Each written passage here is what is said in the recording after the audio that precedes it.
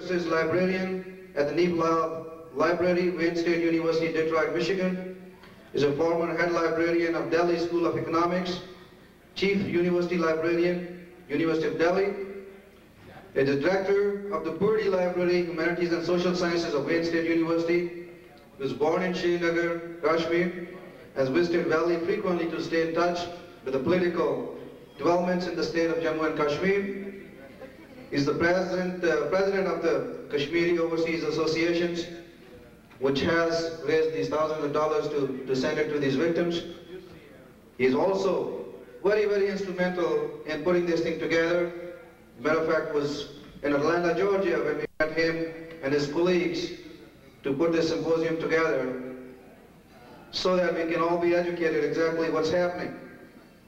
Also is the General Secretary of the Indo-American Kashmir Forum. Please, ladies and gentlemen, join me in welcoming Professor P.L. Paul.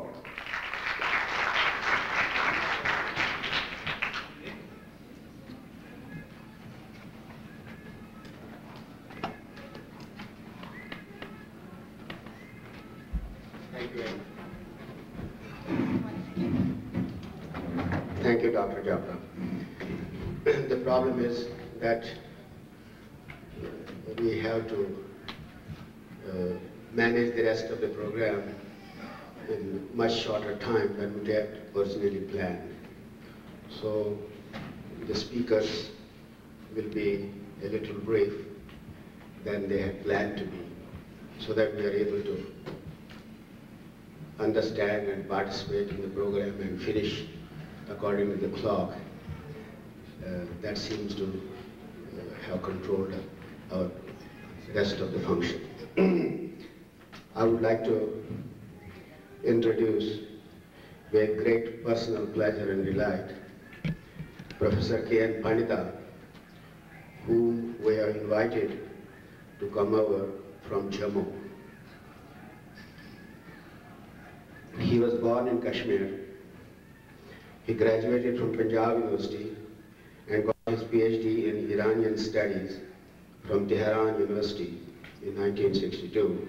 He taught and conducted research at the Central Asian Studies, University of Kashmir, in the field of history and culture of Persian, Tajik, Dari-speaking region, which are Iran, Afghanistan, Tajikistan, and Pamirian ranges. He has traveled widely in Central Asia and erstwhile Soviet Union in connection with his academic pursuits. He has won several academic awards, including Nehru Award for his work entitled My Tajik Friends, which has been translated into Russian. Himself a Kashmiri, Dr. Pandita has made in-depth study of history and culture of Kashmir. And among scores of research articles, monographs on Kashmir, he has only recently translated the first detailed medieval history of Kashmir from Persian into English with extremely valuable notes and introduction. For last 3 years, that is after his retirement as Director of the Center of Central Asian Studies, Kashmir University, coinciding with the exodus of Kashmiri minority members from the valley, he has been associated with the English dailies of Jammu as a freelancer and has contributed immensely by disinterested analysis of various aspects of ongoing Kashmir situation.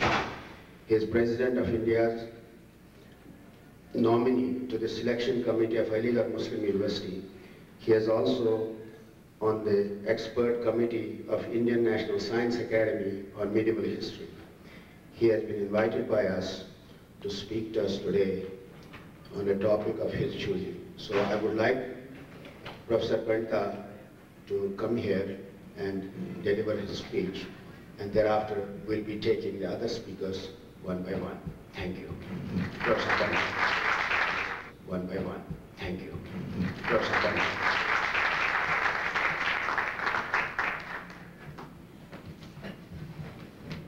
Mr. Chairperson, distinguished guests, ladies and gentlemen.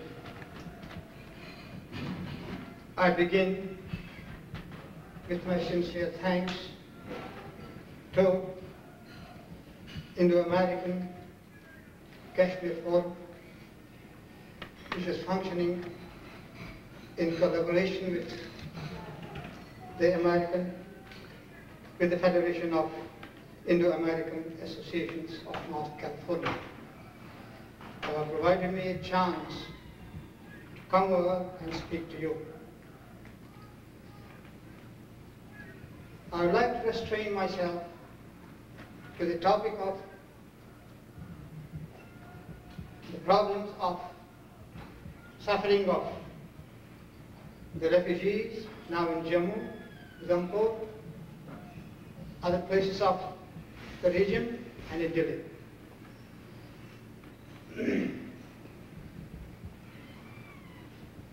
We have two problems. We have twofold problems. One is material, which I think I should not discuss. At this time, the more important one is psychology. Now I request Professor Paul Reisberg, whom we have invited from East-West Center, Hawaii. He is a fellow of Carnegie Endowment. He has done extensive research on Indian subcontinent. He was involved in various policy-making capacities, visiting India so many times that many of us have heard and read his writings, and he seems, it appears to me, he knows more about India than I do. And we are delighted and honored that he has agreed to come and address us, keeping in view what has already been said today, and we are looking forward to some of the suggestions he could offer to us, which may redress some of the grievances of the hurt community also. Thank you.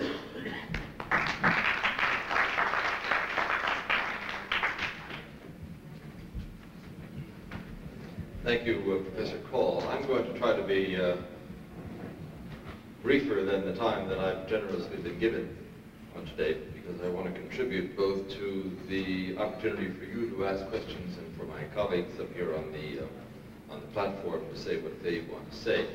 I also should apologize, because anyone who expects that I'm going to come up with any clear and unequivocal recommendations and conclusions on how to resolve the Kashmir conflict and the problems of human rights, the problems of minorities, the problems perceived by people on both sides of the subcontinent, I'm afraid are going to be mistaken.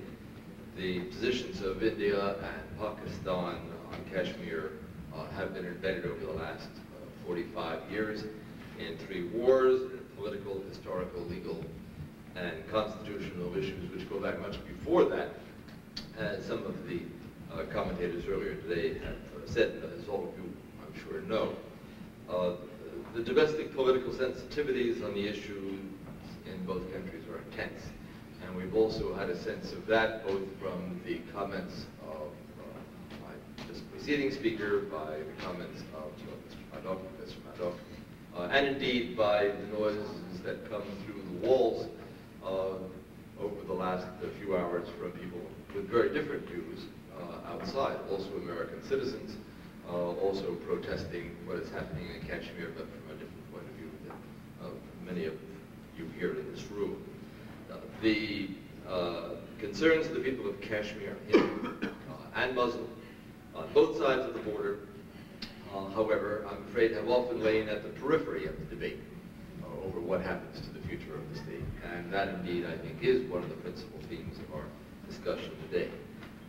I'm afraid that the process of resolving the conflict, of reaching a point where those who have been expelled or been forced to leave Kashmir will be able to go back, either those who have been forced out of the Vale back into other parts of India, to Jammu and to Delhi, or Kashmiris who I have met